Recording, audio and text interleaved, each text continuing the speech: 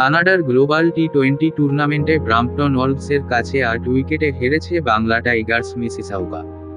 দলের হয়ে ব্যাট হাতে উজ্জ্বল ছিলেন শরীফুল ইসলাম, তবে বল হাতে সুবিধা করতে পারেননি। অন্যদিকে সাকিব আল হাসান ব্যাট হাতে রান পাননি, বোলিংয়ে আসেননি। ম্যাচে আগে ব্যাট করতে নেমে বাংলা টাইগার্স অল আউট হয়েছে মাত্র ৭৯ রানে। ব্যাট হাতে ব্যর্থ হয়েছেন টাইগার তারকা সাকিব আল হাসান। 3-এ নেমে 6 বলে 4 রানের ইনিংস খেলে বিদায় নেন সাকিব। দলের 2 ওপেনার হজরতুল্লাহ জাজাই এবং রহমানুল্লাহ গুরবাজ ডাক মেরে সাজঘরে ফিরে যান। ইনিংসে 2 অঙ্কের কোটা ছুঁতে পেরেছেন কেবল 3 জন: ইফতিখার আহমেদ, ডেভিড ভিসা এবং শরীফুল ইসলাম। 17 বলে 19 রানের ইনিংস খেলেন ইফতিখার আহমেদ। ভিসা 9 বলে 10 রান করেন। শেষ দিকে ক্রিজে নেমে ব্যাট হাতে ঝড় তোলেন শরীফুল। 4 বলে 12 রানের ক্যামিও ইনিংস খেলেন তিনি। 13 ওভার শেষে মাত্র ৭৯ রানেই থেমেছে বাংলা টাইগার্সের ইনিংস।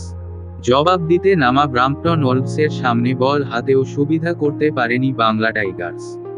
অধিনায়ক সাকিব আল হাসান বোলিংয়েই আসেননি। আরেক টাইগার তারকা শরীফুল ইসলাম 3 ওভার বল করে 25 রান দিয়েছিলেন উইকেট শূন্য। ব্রাম্পটনের ব্যাটারদের মধ্যে উজ্জ্বল ছিলেন ডেভিড ওয়ার্নার। 33 বলে 44 রানের ইনিংস খেলে শেষ পর্যন্ত অপরাজিত ছিলেন অধিনায়ক ওয়ার্নার। 52 বল বাকি থাকতে 8 উইকেটের জয় তুলে নেয় ব্রাম্পটন।